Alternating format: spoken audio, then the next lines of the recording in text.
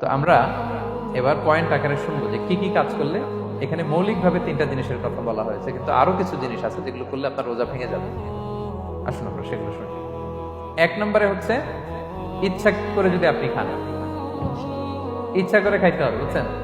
ভুল করে খাইলে কিন্তু রোজা ভাঙে না। খুব মজার না ব্যাপারটা? অনেক সময় এমন হয়, অনেকের অভ্যাস যে সকালবেলা সে ঘুম থেকে উঠে পানি খায়। তো আপনি হঠাৎ করে এক গ্লাস পানি খেয়ে ফেলছেন, খাওয়ার পরে মনে হয়েছে ওরে আমি তো রোজা, এখন কি হবে বলেন তো? ভাঙবে?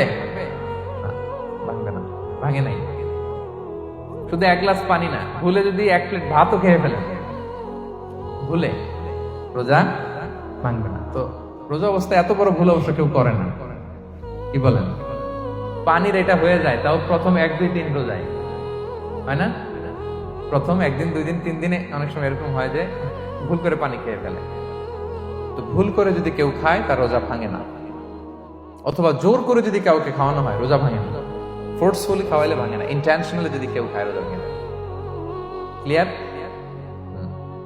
2 নাম্বার, ড্রিঙ্কিং ইন্টেনশনাল, যদি পান করে ইচ্ছাকৃত, রোজা ভেঙে যাবে। 3 নম্বরে হচ্ছে ফিজিক্যাল ইন্টারকোর্স, দিনের বেলায় যদি ফিজিক্যাল ইন্টিমেসিতে যায় হাজব্যান্ড ওয়াইফ, দেহ থেকে যদি সিমেন আউট হয় রোজা ভেঙে যাবে। তবে ইচ্ছাকৃত যদি আপনি রোজা ভাঙেন, এটা বড্ড ভয়ঙ্কর প্রিয় ভাইয়েরা, এটা খেয়াল করে মনে রাখবেন যে ইচ্ছা করে রোজা ভাঙার চেয়ে বড় স্পর্ধা আর হতে পারে না। কারণ এই রোজা রাখাটা কি রমাদানে ফরজ। আপনি যদি ফরজ ইচ্ছা করে ভাঙেন তাহলে শুধু কাজা করলে হবে না, কাফারা দিতে হবে। কে দিতে হবে? তাহলে আমরা জানছি কাজা, আমরা জেনেছি ফিদিয়া, এবার নতুন একটা টার্ম শুনলাম, এটা কি? কাফারা। ইচ্ছা করে রোজা ভাঙলে কাফারা দিতে হবে। এন্ড হোয়াট ইজ কাফারা? কাফারা হচ্ছে টানা 2 মাস রোজা রাখা একটার জন্য। পারবেন?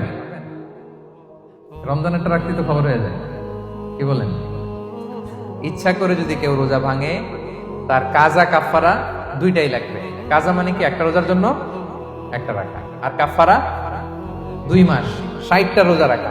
60 খবর আছে।